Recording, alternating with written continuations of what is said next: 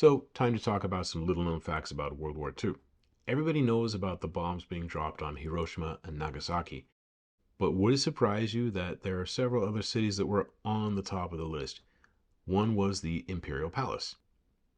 Other two might not be so surprising. Niigata and Yokohama were both important military ports. But did you know that Kyoto was also at the top of the list? Now, Secretary of War Harry Stinson argued against dropping a bomb on Kyoto. Some say that's because he spent his honeymoon in Kyoto, but there's really no evidence that I can find for that. But one thing is true, that America spun this, that we didn't drop the bomb on Kyoto, but wanted to save it as an important cultural site. Many say that America spun this to keep Japan from leaning toward Russia at the end of the Second World War. Here's another little known fact. Did you know that Nagasaki was not supposed to be bombed that day on August 9th? The city of Kokura was actually the target that day. Because of poor visibility, they ended up going to Nagasaki and dropping the bomb.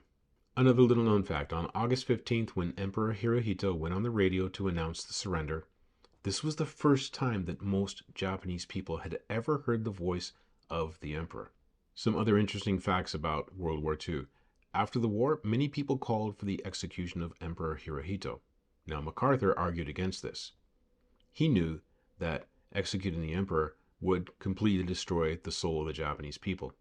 And he actually protected him by stopping stories of Japan's wartime acts from spreading in the news. Americans believed that the emperor was key to post-war stability. Another fascinating person you've probably never heard of, Beata Sirota Gordon. Who was she?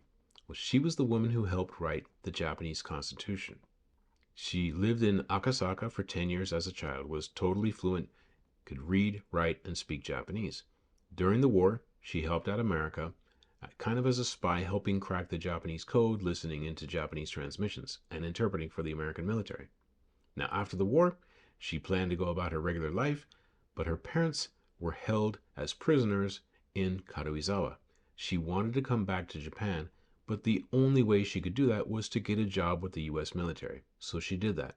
And when she got to Japan, she was asked, because of her linguistic abilities, was asked to help write the Japanese Constitution. And she was told, since you're a woman, you should write the part of the Japanese Constitution that has to deal with women's rights. That gave birth to Article 24, which gives women the right to choose whether or not to marry, to choose who to marry, gave women the right to get divorced, and also own property. Some say that the Japanese Constitution gives women more rights than other Western constitutions.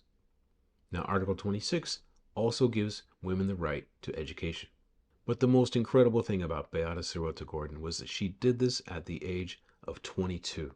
Now, I met her once and got an autographed copy of her book. It's called The Only Woman in the Room, and I've put a link downstairs so you can check it out if you want to. What was so special about her is she was so humble and unassuming, but had such a major part in history.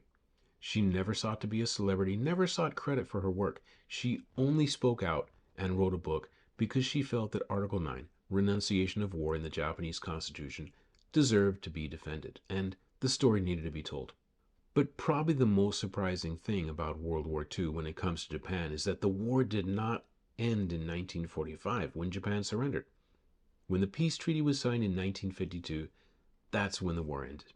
So I know what a lot of you are already thinking. You've probably written something in the comments already, so I want to address that. Why aren't you talking about Unit 731? Two reasons.